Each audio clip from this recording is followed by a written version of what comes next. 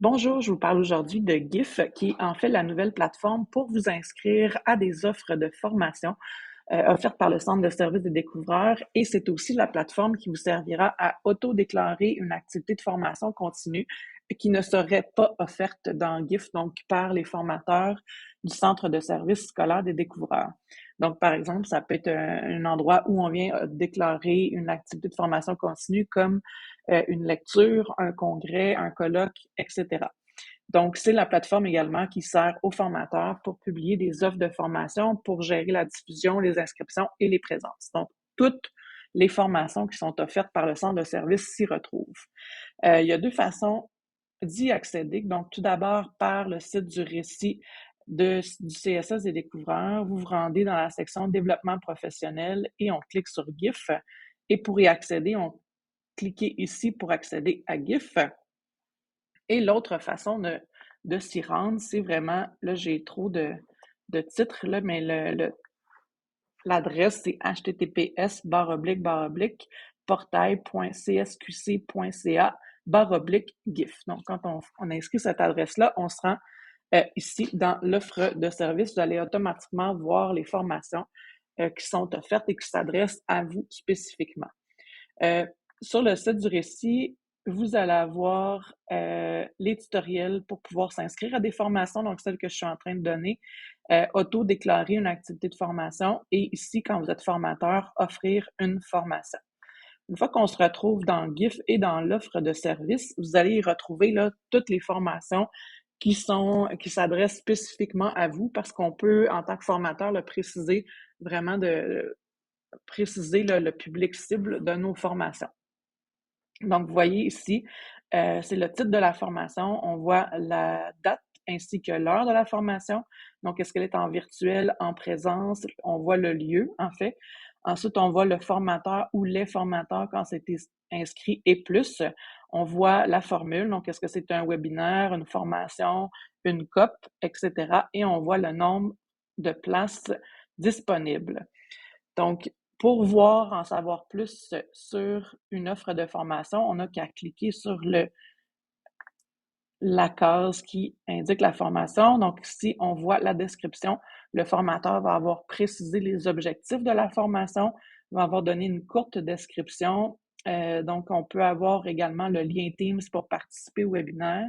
Et pour s'inscrire, donc, on a également des précisions sur la séance. Donc, par exemple, si on dans le cas d'une COP, là, il peut y avoir plusieurs séances pour une même formation. Donc, si vous avez une COP sur un sujet précis, il y aura plusieurs séances qui seront là.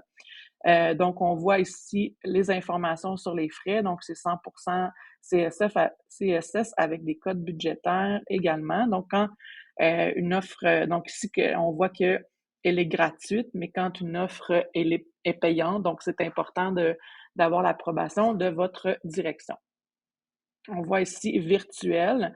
Donc, cette séance se déroule à distance et il y a un lien qui est là également. Donc, vous voyez le lien, il est dans la description. Et pour s'y inscrire, on voit ici qu'il reste 100 places de disponibles pour participer. On n'a qu'à cliquer, c'est le seul bouton de couleur en fait dans la page.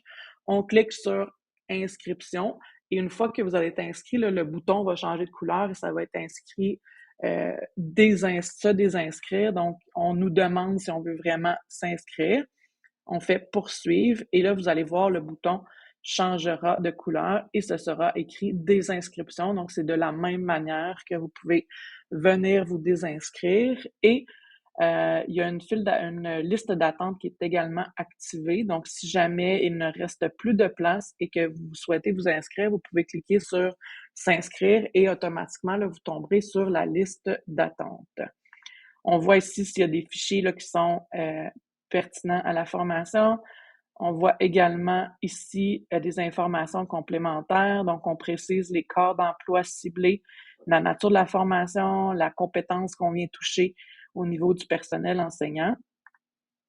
Donc, une fois que vous êtes inscrit et que vous avez complété la formation, donc que le formateur vous a indiqué présent, tout ce qui se retrouve dans GIF comme offre de formation se retrouvera par la suite dans votre portfolio.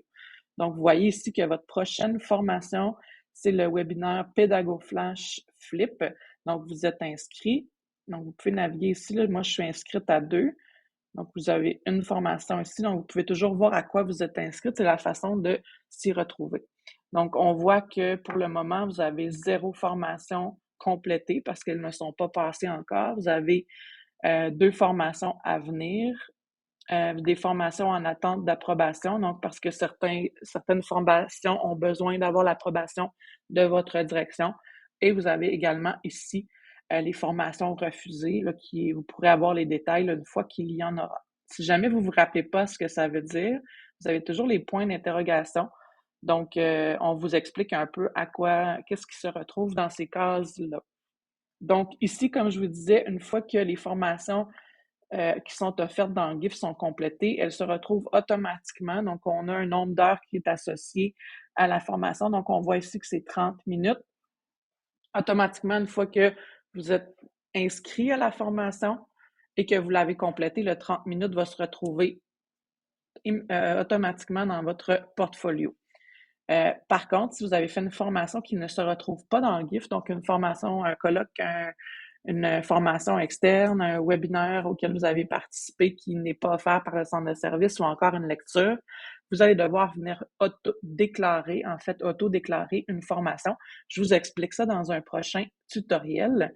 Donc, c'est vraiment dans votre portfolio que vous allez retrouver là, vraiment la compilation de vos heures de développement professionnel. Et c'est ici, donc vous avez jusqu'à juin 2023, en fait, pour y auto-déclarer vos formations et compléter vos heures de formation demandées. Je vous remercie beaucoup pour votre écoute. Dans le prochain tutoriel, je vous présente comment auto-déclarer une activité de formation. Bonne journée!